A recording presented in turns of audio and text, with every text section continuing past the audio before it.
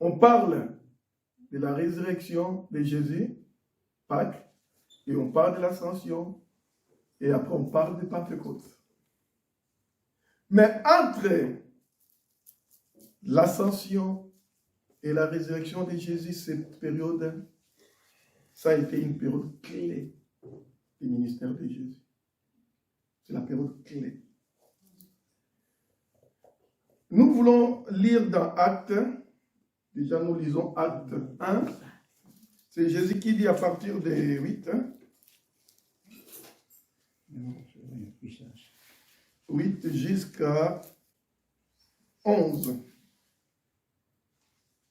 Il est dit ceci: vous recevrez une puissance, le Saint-Esprit survenant sur vous, et vous serez mes témoins à Jérusalem, dans toute la Judée, dans la Samarie, jusqu'aux extrémités de la terre.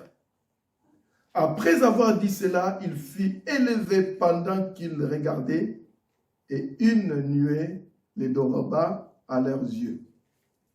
Et comme ils avaient le regard fixé vers le ciel pendant qu'ils s'en allaient, voici deux hommes vêtus de blanc leur apparurent et leur dirent: hommes galiléens, pourquoi vous arrêtez-vous à regarder au ciel? C'est Jésus qui a été enlevé au ciel, du milieu de vous, viendra de la même manière que vous l'avez vu allant au ciel. Alléluia. Donc on voit dans ces passages Jésus qui était avec ses apôtres. À un moment, il leur a donné cette instruction et il monte au ciel. Mais bien aimé, après la résurrection, Jésus était revêtu de son corps de gloire. Jésus n'était plus soumis aux lois naturelles de la physique. Il avait repris tous ses attributs de la divinité. Et ce qui est encore excellent, Dieu le Père lui a donné plein pouvoir. Et dans Matthieu 28, 18, il est dit: tout pouvoir m'a été donné dans les ciels et sur la terre. Et lorsque, avant même de dire cela, il est ressuscité. Et lorsqu'il est resté, il n'est pas parti directement vers le Père. Il était resté sur la terre pendant 40 jours. Et durant ces temps, Jésus se présenta à plusieurs reprises à ses disciples pour qu'ils soient eux-mêmes témoins de sa résurrection et pour aussi les rassurer qu'il est vivant. Alléluia. Pour les rassurer qu'il est vivant. Jésus apparaît à Marie de Magdala. Vous savez, Marie, comme toutes les mères, les femmes, ont la sensibilité de la vie. Lorsqu'il y a la mort, les femmes pleurent beaucoup. Des fois, nous les hommes, on essaye de retenir. Et pour Marie, le départ de Jésus, ça a été une chose difficile parce qu'elle aimait tellement Jésus. Alors Marie, le 3e jour, dès le matin, elle est partie voir au tombeau. Et il s'est tenu dehors près de ce sépulcre en pleurant. Puis elle se pencha la tête pour regarder dedans. Qu'est-ce qu'elle voit? Elle vit des anges sur la place où le corps de Jésus était déposé. Dans Jean 20, 13 à 16, il est dit, les deux anges lui dirent: pourquoi pleures-tu? Qu'est-ce qu'elle a dit? On a enlevé mon Seigneur et je ne sais pas où on l'a mis. Tout en disant cela, elle se retourna et vit Jésus qui se tenait là. Mais elle ne savait pas que c'était lui. Pourquoi pleures-tu? Lui demanda Jésus. Qui cherches-tu? pensant que c'était le gardien du jardin, elle lui dit, si c'est toi qui l'as emporté, dis-moi, où tu l'as mis pour que j'aille le reprendre. Jésus lui dit, Marie. Elle se tourna vers lui et s'écria en hébreu, Rabboni, ce qui veut dire maître. Alléluia. Chose étrange. Marie et maître. Ouais. C'est pas maman. Non, maître. Qui veut dire maître. Marie, encore une femme qui a vu la résurrection de Jésus en premier, quoi. Pour dire que la sensibilité de maman, c'est quelque chose. Jésus ne s'est pas arrêté là. Jésus va apparaître aussi aux disciples.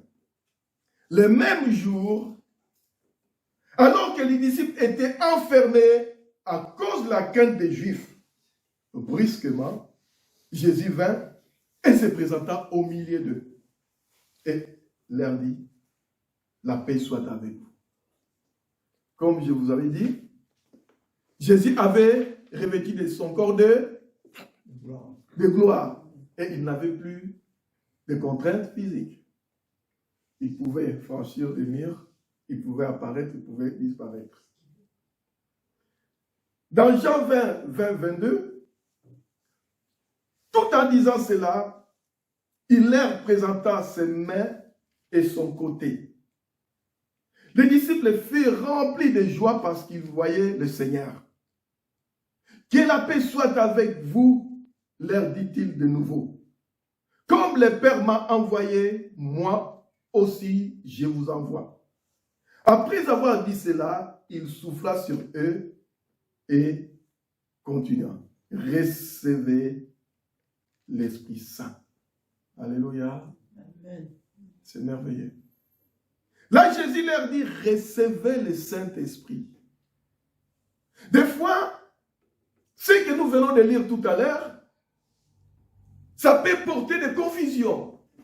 On va dire, mais comment ça se fait que là, Jésus leur a dit, recevez le Saint-Esprit, et encore là-bas, il va dire, attendez, vous recevez le Saint-Esprit.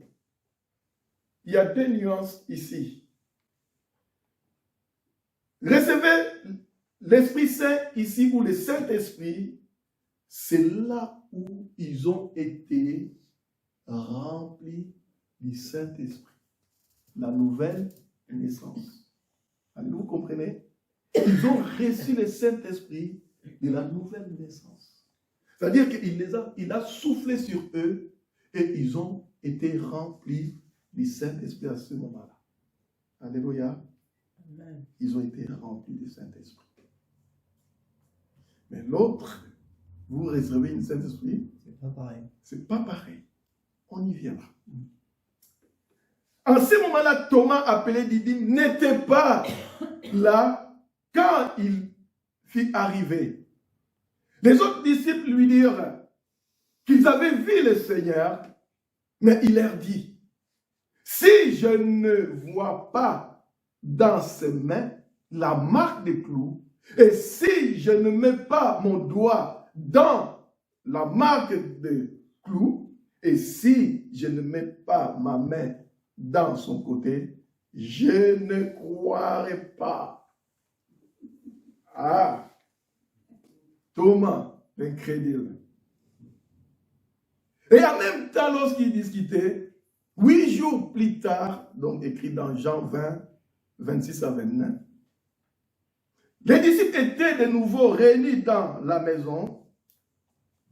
Cette fois-ci, Thomas était avec eux. Jésus vint, alors que les portes étaient verrouillées, il s'était au milieu d'eux et leur dit, que la paix soit avec vous. Vous savez pourquoi Jésus leur dit ça? Que la paix soit avec vous. Pourquoi il dit ça? Ils avaient la pétoche lorsqu'il apparaissait. Ben oui. Et ça, c'était censé les rassurer, en fait. Ah oui, c'est ça. Lorsqu'il apparaissait comme ça, ils avaient la peur. Il fallait que Jésus lui-même les rassure en disant que la paix soit avec vous. Puis il dit à Thomas, place ton doigt ici, vois mes mains, avance ta main et mets-la dans mon côté. Ne sois donc pas incrédule, mais crois. Thomas lui répondit, mon Seigneur et mon Dieu. Parce que tu m'as vu, tu crois, lui dit Jésus. Heureux ceux qui croient sans avoir vu. Alléluia. Amen. Ce passage est très important.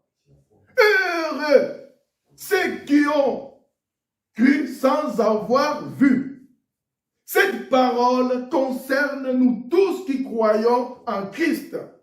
Nous avons entendu l'évangile qui a engendré en nous la foi de croire que Jésus-Christ est le Seigneur, il est le Messie, il est le Sauveur. Amen. Alléluia. Heureux ceux qui n'ont pas vu, mais qu'ils ont cru. Comme il est écrit, ainsi la foi vient de ce qu'on attend vient de la parole de Christ ou de Dieu. Romains 10, 17. Et il est dit encore dans 1 Corinthiens 5, 7, car nous marchons par la foi et non par la vue. Alléluia. Nous marchons par la foi et non par la vue. Amen.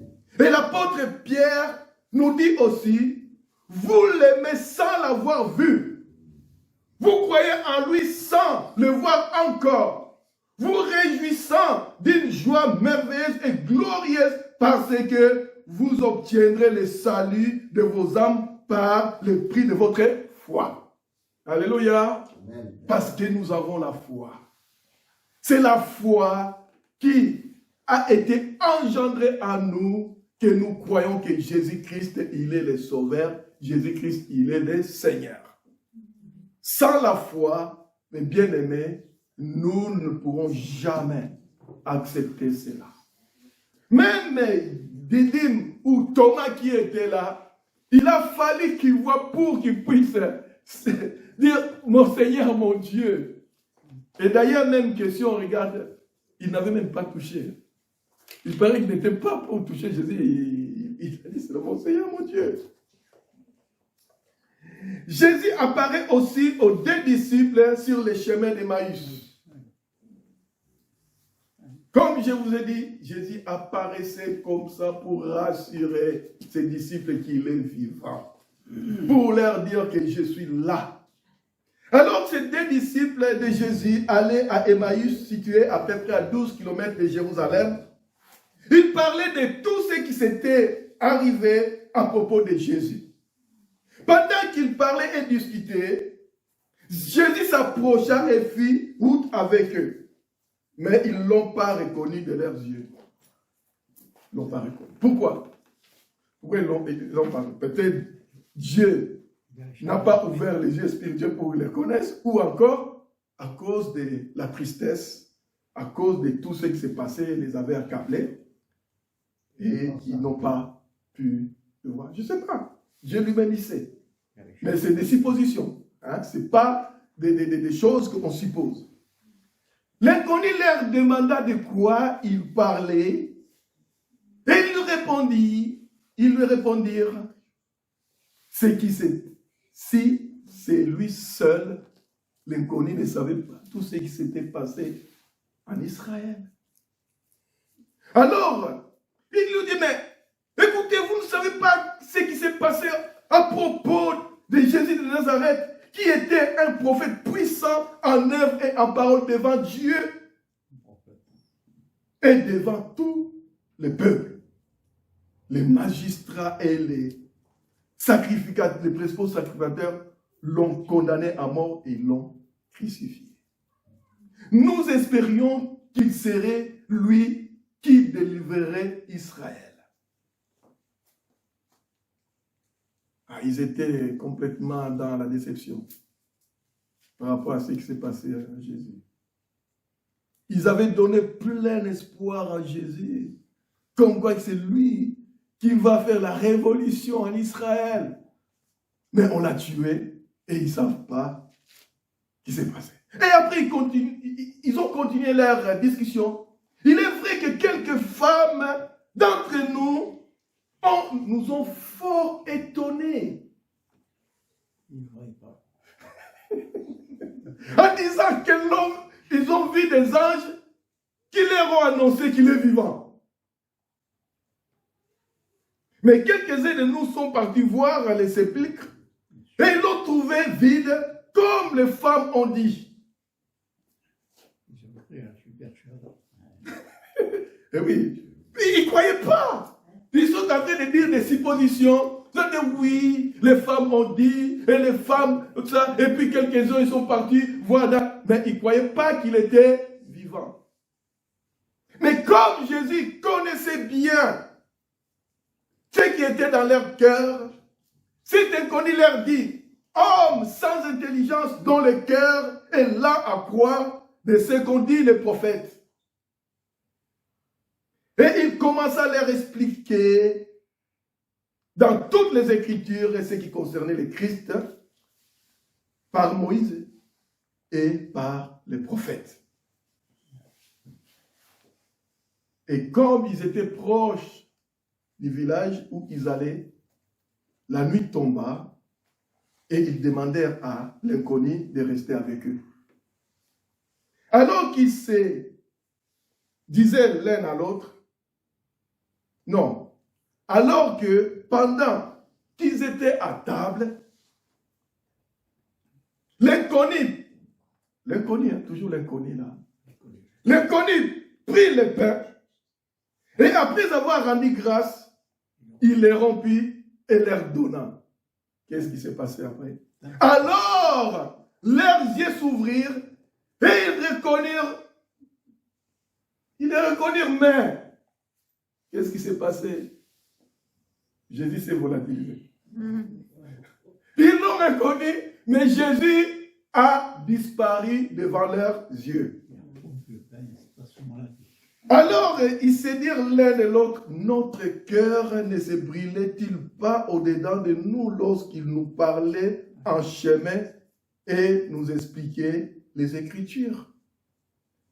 Ils retournèrent à Jérusalem pour annoncer aux 11 que Jésus est réellement ressuscité. Amen. Alléluia. Amen. Et tandis qu'il parlait encore, qu'est-ce qui se passe?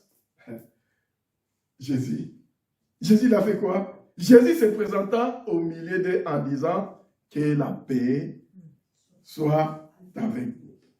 Ils étaient saisis de frayeur et d'épouvante. Ils croyaient d'avoir vu un esprit, mais Jésus les rassura en demandant même s'il pouvait les toucher parce que l'esprit n'a ni corps ni os. Il leur dit, il leur montra ses mains, ses pieds, tout ça. Et pour les rassurer encore plus, vous savez ce que Jésus a fait cette fois-ci? Jésus leur demanda même à manger. Ils lui présentèrent du poisson, le rôti de poisson, et un rayon du miel. Jésus en prit et il mangea devant eux. Alléluia. Dans Luc 24, 13 à 43. Mais bien aimés, durant cette même période, l'apôtre Jean nous dit quelque chose. Jésus a accompli sous leurs yeux encore beaucoup d'autres signes miraculeux qui n'ont pas été rapportés dans la Bible. Il a même dit, si ils allaient le mettre, on n'aura même pas un livre pour contenir tout ce que Jésus a fait. Et, mes bien-aimés, il a bien précisé que Jésus est le Messie, le Fils de Dieu. Et en croyant en lui, nous possédons la vie. Amen. Nous possédons la vie en son nom. Jean 20, 30, 31. Comme j'ai dit, durant ces 40 jours, Jésus va aussi confier aux apôtres une mission nouvelle qu'ils ne s'attendaient pas. Ça bouleversait tout. Tous les ministères de Jésus, lorsqu'il était pendant 3 ans de ministère de Jésus, les apôtres suivaient Jésus et même ses disciples, ils pensaient seulement à l'État d'Israël. Pour eux, Jésus était le révolutionnaire pour libérer Israël. Pour eux, Jésus n'allait pas dans les nations païennes, les nations qu'on rejetait, qu'on ne croyait même pas qu'ils ont Dieu avec leurs idoles. Mais Jésus, durant ces 40 jours, il va leur donner une nouvelle mission. Les Juifs pensaient que le Messie n'était que pour eux. Le Messie n'était que pour eux, pas pour les autres peuples. Parce qu'ils savaient, ils lisent l'Écriture, mais pas tout. Qu'est-ce que Dieu avait dit à Abraham? Toutes les nations du monde seront bénies à travers Abraham. Le Messie sort d'Abraham. Mais Jésus leur dit, allez dans le monde entier, proclamez l'évangile à tous les hommes. À tous les hommes. Et ils ne croyaient pas que la bonne nouvelle était pour toute l'humanité. Et d'ailleurs, on avait lu ça. Ils croyaient toujours le rétablissement d'État d'Israël. Et ils ne croyaient pas que le salut qui va aller au-delà d'Israël jusqu'aux extrémités de la terre. Et Jésus leur dit encore, celui qui croira et qui sera baptisé sera sauvé.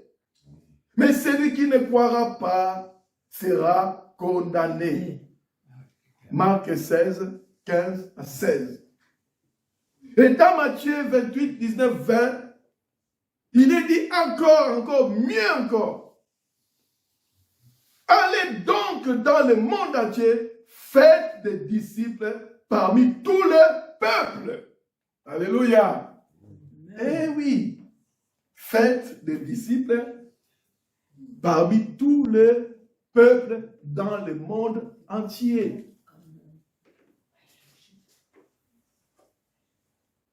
Au départ, ils n'avaient pas ça. Au départ, ils ne croyaient pas à ça. Mais il a fallu que Jésus reste encore pendant 40 jours pour leur donner ces instructions que je vous envoie maintenant pour aller jusqu'aux extrémités de la terre. Et il a dit, baptise-les au nom du Père, du Fils et du Saint-Esprit et enseignez-leur à obéir à tout ce que je vous ai prescrit. Et voici, je suis avec vous tous les jours jusqu'à la fin du monde. Alléluia. Oui, la mission de Jésus. Il leur a donné lorsqu'il a reçu le pouvoir. Il ne pouvait pas leur donner cette mission quand il n'avait pas reçu tout pouvoir. Il a fallu qu'il soit ressuscité et qu'il devienne Dieu, le véritable, celui qui a la clé de toutes choses, celui qu'on appelle l'alpha et l'oméga, le commencement et la fin, celui qui est et qui était et qui vient pour leur donner cette instruction. Amen. Et comme nous avons dit, Jésus va leur donner aussi une recommandation d'attendre le Saint-Esprit. Oh. Mais tout à l'heure, nous avons vu Jésus souffla sur eux, il a dit recevez le Saint-Esprit. Et même là, C'est ça dans Acte 1, 4 à 9, Jésus va leur dire ce que nous avons lu. Attendez le Saint-Esprit. Et l'attente du Saint-Esprit, pourquoi Jésus a dit? Parce que c'est Saint-Esprit qu'ils attendaient, c'est ce qu'il avait dit aux apôtres. Je vais aller et je demanderai au Père de vous envoyer un autre consolateur, l'Esprit de vérité qui sera avec vous. Alléluia. Là, le Saint-Esprit qui va les accompagner dans la mission d'évangélisation du monde.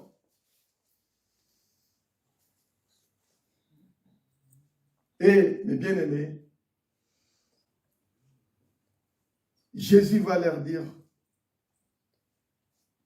ce que nous avons lu, que vous serez mes témoins de Jérusalem, après dans la Judée, et après en Samarie, et jusqu'aux extrémités de la terre, jusqu'au fin fond de la terre. Mais bien aimé, si Jésus n'avait pas donné cette instruction à cette période-là, les 40 jours, je ne sais pas comment ça allait se faire. Et même Jésus avait donné cette instruction, mais ils n'ont pas fait cela tout de suite. Ils sont restés à Jérusalem. Il a fallu qu'ils soient persécutés. Il a fallu qu'il y ait la persécution pour qu'ils puissent fuir et pour partir, aller évangéliser par-ci, par-là. Et même il a fallu encore que Dieu lui-même fasse violence à Pierre, chez Corneille, en distribuant lui-même le Saint-Esprit aux païens, pour que Pierre puisse savoir que nous refuserons nous. Encore le baptême à ceux qui ont reçu le même don que nous. Et c'est comme ça que nous, qui sommes des nations païennes, nous sommes rentrés aussi dans les saluts. Et après, ils sont partis. Et l'évangile est venu jusqu'à nous. Et jusqu'à ce qu'aujourd'hui nous sommes là. 2000 ans après, l'évangile est là. Parce que Jésus, dans cette période de 40 jours, c'était une période qui est clé, qui était vraiment clé pour pouvoir donner, je peux même dire, les messages clés du salut de l'humanité. Alléluia. Et Jésus, il est parti. Pour terminer, il est parti au ciel en montant, ce que nous appelons l'ascension, et il est monté. Et on est dit après qu'il a dit ces mots, les virent élevés dans les airs et un nuage les cacha à leur vue. Jésus, il est monté dans le ciel, il a dit dans Jean, on va terminer par ça, dans Jean 14, nous allons lire ça et nous allons terminer par ça.